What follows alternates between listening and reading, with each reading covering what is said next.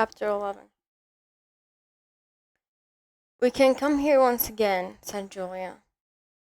It's generally safe to use any hideout twice, but not for another month or two, of course. As soon as she woke up, her demeanor had changed. She became alert and businesslike. Put her clothes on, knotted she knotted the scarlet sash about her waist and began arranging the details of the journey home. It seemed natural to leave this to her. She obviously had a practical cunning which Winston lacked, and she seemed also to have an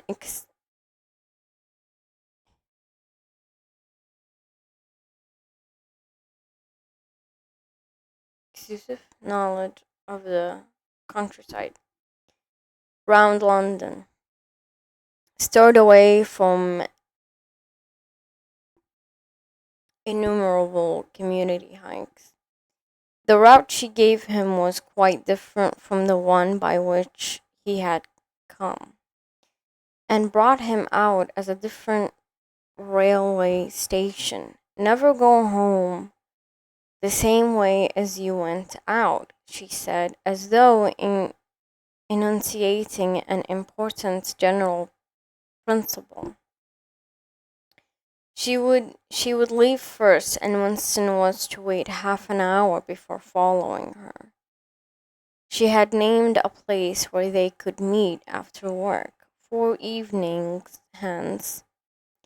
It was a street in one of the poorer quarters, where there was an open market which was generally crowded and noisy. She would be hanging about among the stalls, pretending to be in search of shoelaces or sewing thread. If she judged that the cost was clear, she would blow her nose when he approached. Otherwise, he was to walk past her without recognition. But with luck, in the middle of the crowd, it would be safe to talk for a quarter of an hour and arrange another meeting. And now I must go, she said, as soon as he had mastered his instructions. I'm due back at 19:30. I've got to put in 2 hours for the Junior Anti-Sex League. Handing out leaf leaflets, I don't know, or something. Isn't it bloody? Give me a brush down, would you? Have I got any twigs in my hair? Are you sure? Then goodbye, my love, goodbye. She flung herself into his arms, kissed him almost violently, and a moment later pushed her away through the saplings and disappeared into the wood with very little noise. Even now, she had not found out her surname or her address. However, it made no difference, for it was inconceivable that they could ever meet indoors or exchange any kind of written communication. As it happened, they never went back to the clearing in the wood. During the month of May, there was only one further occasion on which they actually succeeded in making love. That was in another hiddling place known to Julia. The belfry of a reunion of a Orienus, I don't know, church in an almost deserted stretch of country where an atomic bomb had fallen 30 years earlier. It was a good hiding place when once you got there, but the getting there was very dangerous. For the rest, they could meet only in the streets, in a different place every evening, and never for more than half an hour at a time. In the street, it was usually possible to talk after a fashion, and they drifted down the crowded pavements, not quite abreast, and never looking at one another. They carried on a curious intermittent conversation, which flicked on and off like the beams of a lighthouse, suddenly nipped into silence by the approach of a party uniform or the proximity of a telescreen, then take up again minutes later in the middle of a sentence, then abruptly cut short as they parted at the agreed spot, then continued almost without introduction on the following day. Julia appeared to be quite used to this kind of conversation, which she called talking by installments. She was also surprisingly adept at speaking without moving her lips. Just once in almost a month of nightly meetings, they managed to exchange a kiss. They were passing in silence down a side street. Julie would never speak when they were away from the main street.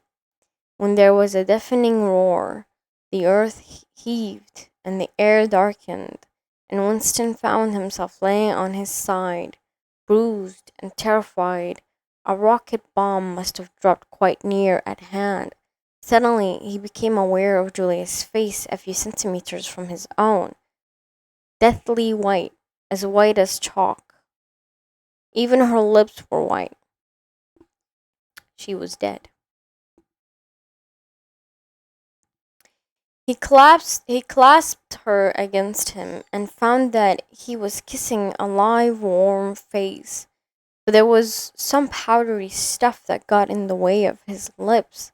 Both of their faces were thickly coated with plaster. There were evenings when they reached their rendezvous, rendezvous, and then had to walk past one another without a sign, because a patrol had just come around the corner or a helicopter was hovering overhead. Even if it had been less dangerous, it would still have been difficult to find time to meet. Winston's working week was 60 hours. Julia's was even longer, and their free days varied according to the pressure of work and did not often coincide. Julia, in any case, seldom had an evening completely free. She spent an astonishing amount of time in attending lectures and demonstrations, disturbing literature for the Junior Anti Sex League, preparing banners for Hate Week, making collections for the Saving Campaign, and such like activities. It paid, she said. It was camouflage. If you kept the small rules, you could break the big ones. She even induced Winston to mortgage yet another of his evening by enrolling himself for the part-time munition, work which was done voluntarily by zealous party members. So one evening every week, Winston spent 4 hours of paralyzing boredom screwing together small bits of metal which were probably part of bomb fuses in a draughty, ill-lit workshop where the knocking of hammers mingled drily with the music of the telescreen. When they met in the church tower in the gaps in their fragmentary conversation were filled up. It was a blazing afternoon. The air in the little square chamber above the bells was hot and stagnant and smelt overpoweringly of pigeon dung. They sat talking for hours on the dusty, twig littered floor. One or other of them getting up from time to time to cast a glance through the aerolets and make sure that no one was coming. Julia was 26 years old. She lived in a hostel with 30 other girls, always in the stink of women. How I hate women, she said parenthetically.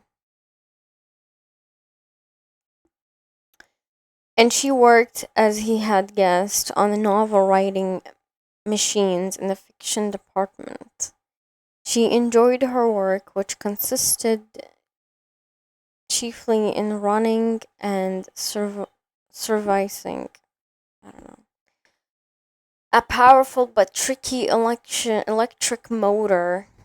She was not clever, but was fond of using her hands, and felt at home with mechanery. She could describe the whole process of composing a novel, from the general directive issued by the planning committee down to the final touching up by the rewrite squad. But she was not interested in the finished product. She didn't much care for reading. She said books were just a commodity that had to be produced like jam or bootlaces. She had no memories of anything before the early 60s, and the only person she had ever known who talked frequently of the days before the revolution was a grandfather who had disappeared when she was 8. At school, she had been captain of the hockey team and had won a gymnastics trophy 2 years running. She had been a troop leader in the Spies and a branch secretary in the Youth League before joining the Junior Anti Sex League. She had always borne an excellent character. She had even an inflammable mark of good reputation. Infallible, sorry, mark of good reputation. Been picked out to work in pornosec, the subsection of the fiction department which turned out cheap pornography for distribution among the proles. It was nicknamed Muck House by the people who worked in it. She remarked She remarked that she had remained for a year helping to produce booklets in sealed packets with titles like Spanking Stories or One Night in a Girls' School to be bought furtively by proletarian youth who were under the impression that they were buying something illegal. What are those books like? Said Winston curiously. Oh, ghastly rubbish. They're boring, really. They only have 6 plots, but they swap them around a bit, of course. I was only on the kaleidoscopes. I was never in the rewrite squad. I'm not I'm not literary, dear. Not even enough for that. He learned with astonishment that all the workers in Pornosec, except the head of the department, were girls. The theory was that men whose sex instincts were less controllable than those of women were in greater danger of being corrupted by the filth they handled. They don't even like having married women there, she added. Girls are always supposed to be so pure. Here's one who isn't anyway. She had had her first love affair when she was 16 with a party member of 60 who later committed suicide to avoid arrest. And a good job, too, said Julia. Otherwise, they'd have had my name out of him when he confessed. Since then, there had been various others. Life, as she saw it, was quite simple. You wanted a good time, they, meaning the party, wanted to stop you having it. You broke the rules as best you could. She seemed to think it just as natural that they should want to rob you of your pleasures as that you should want to avoid being caught. She hated the party and said so in the crudest words. but she made no general criticism of it, except where it touched upon her own life. She had had no interest in party doctrine. He noticed that she never used newspeak words except the ones that had passed into everyday use. She had never heard of the Brotherhood and refused to believe in its existence. Any kind of organized revolt against the party, which was bound to be a failure, struck her as stupid. The clever thing was to break the rules and stay alive all the same. He wondered vaguely how many others like her there might be in the younger generation, people who had grown up in the world of the revolution, knowing nothing else, accepting the party as something unalterable like the sky, not rebelling against its authority, but simply evading it as a rabbit dodges a dog. They did not discuss the possibility of getting married. It was too remote to be worth thinking about. No imaginable committee would ever sanction such a marriage, even if Catherine Winston's wife could somehow have been got rid of. It was hopeless even as a daydream. What was she like, your wife? Said Julia. She was. Do you know the newspeak word good thinkful? Meaning naturally orthodox? Incapable of thinking about thought? No, I don't know the word. But I know the kind of person. Right enough. He began telling her the story of his married life, but curiously enough, she appeared to know the essential parts of it already. She described to him almost as though she had seen or felt it, the stiffening of Catherine's body as soon as he touched her, the way in which she still seemed to be pushing him from her with all her strength, even when her arms were clasped tightly around him. With Julia, he felt no difficulty in talking about such a thing. Catherine, in any case, had long ceased to be a painful memory and become merely a distasteful one. I could have stood it if it hadn't been for one thing, he said. He told her about the frigid little ceremony that Catherine had forced him to go through on the same night every weekend. She hated it, but nothing would make her stop doing it. She refused to call it by, you'll never guess, our duty to the party, said Julia promptly. How did you know that? I've been at school too, dear. Sex talks once a month for the over 16, and in the youth movement, they rub it into your face for they rub it into you for years. I dare say it works in a lot of cases, but of course you can never tell. People are such hypocrites. She began to enlarge upon the subject. With Julia, everything came back to her own sexuality. As soon as this was touched upon in any way, she was capable of great acuteness. Unlike Winston, she had grasped the inner meaning of the party's sexual puritanism. Puritanism. It was not merely that the sex instinct created a world of its own, which was outside the party's control, and which therefore had to be destroyed if possible. What was more important was that sexual privation induced hysteria, which was described because it could be transformed into war, fever, and leader worship. The way she put it was, when you make love, you're using up energy, and afterward you feel happy and don't give a damn for anything. They can't bear you to feel like that. They want you to be bursting with energy all the time.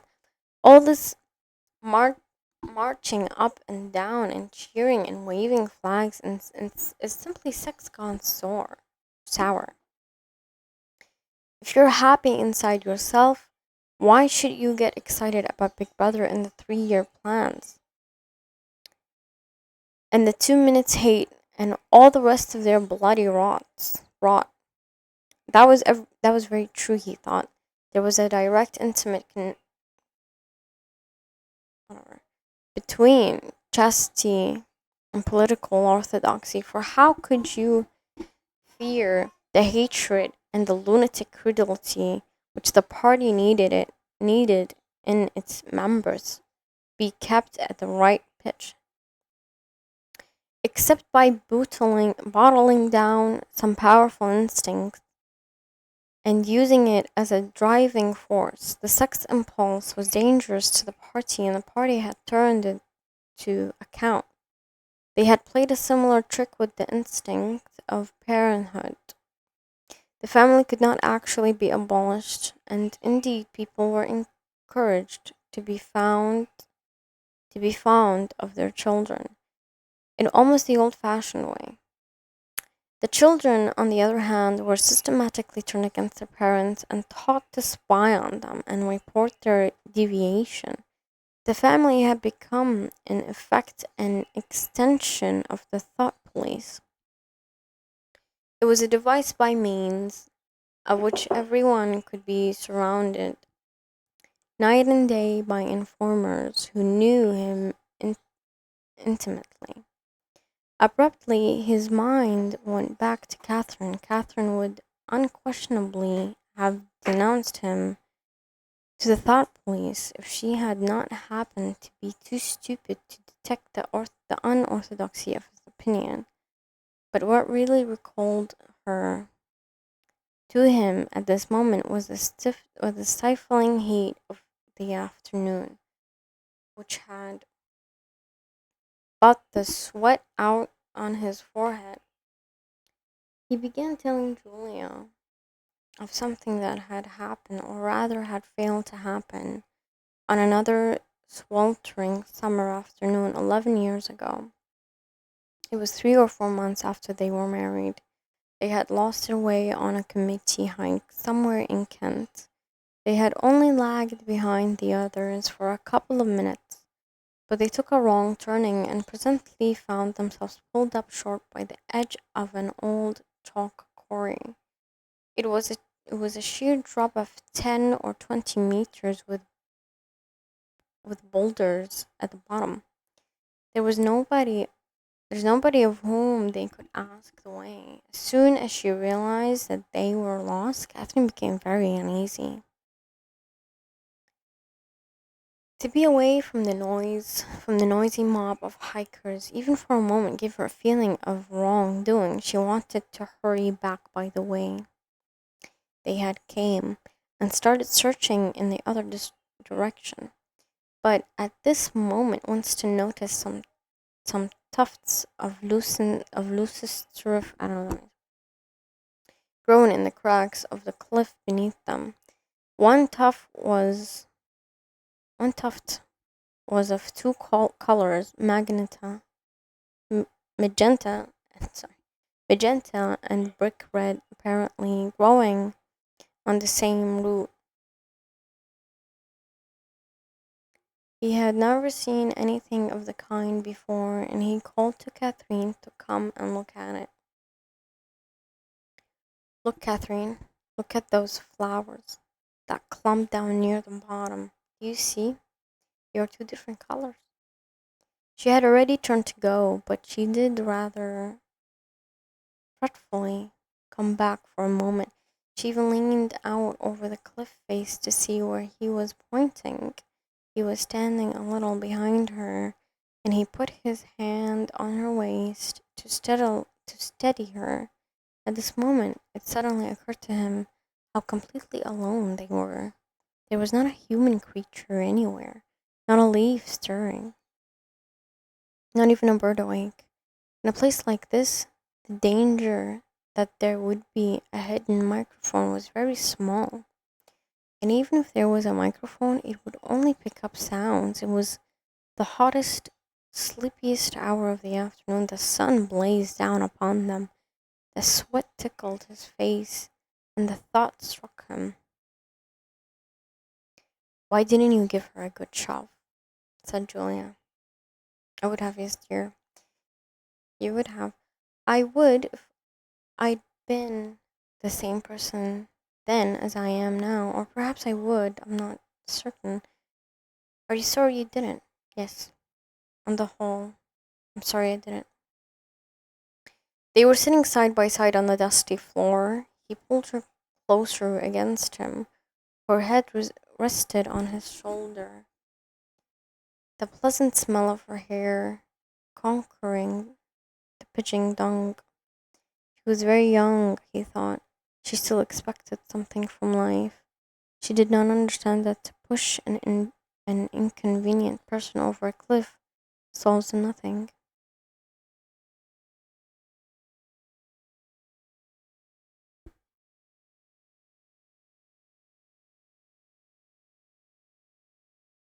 Actually, would have made no difference, he said. Then why are you sorry you didn't do it? Only because I prefer a positive to a negative. In this game that we're playing, we can't win. Some kind of failure are better than other kinds, that's all. He felt his shoulders give a wriggle of dissent. She always contracted contradicted him when he said anything of this kind. She would not accept it as a law of nature, that the individual is always defeated. In a way, she realized that she herself was doomed, that sooner or later the thought police would catch her and kill her. But with another part of her mind, she believed that it was somehow possible to construct a secret world in which you could live as you choose. All you needed was luck and cunning and boldness. She did not understand that there was no such thing as happiness, that the only victory lay in the far future long after you were dead, that from the moment of declaring war on the party, it was better to think of yourself as a corpse. We are the dead, he said. We're not dead yet, said Julia. Never. Not physically. 6 months, a year, 5 years. Conceivably, I am afraid. I am afraid of death. You're young, so presumably you're more afraid of it than I am. Obviously, we shall put it off as long as we can, but it makes very little difference. So long as human beings stay human, death and life are the same thing. Oh, rubbish. Which could you sooner sleep with, me or a skeleton? Don't you enjoy being alive? Don't you like feeling? This is me. This is my hand. This is my leg. I'm real. I'm solid. I'm alive. Don't you like this? She twisted herself round and pressed her bosom against him. He could feel her breast ripe yet firm. Through her overalls, her body seemed to be pouring some of its youth and, I don't know, vigor, I don't know, into his. Is it like that? He said. Then stop talking about dying. And now listen, dear. We've got to fix up about the next time we meet. We may as well go back to the place in the wood. We've given it a good long rest, but you must get there by a different way this time. Got it all planned out. You take the train, but look, I'll draw it out for you. And in her practical way, she scraped together a small square of dust, and with a twig from a pigeon's nest, began drawing a map on the floor.